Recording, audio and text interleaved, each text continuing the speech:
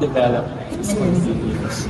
I understand that so many were so enthusiastic when we said that we are expecting a flight from Kaohsiung to Lawag.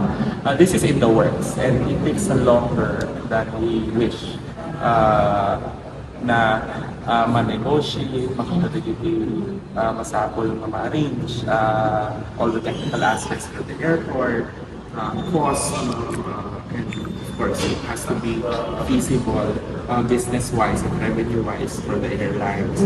But we are expecting in the very near future flights from East Asian countries and also our work with Philippine Airlines to bring a flight from Honolulu to Lawag is continuous. Of course, in cooperation with the work that's much needed coming from CAA and the DOTR. It's by principle kayat na and it's feasible for them. It's kada pasahero. There are just some technicalities I believe in terms of the airport na kailangan na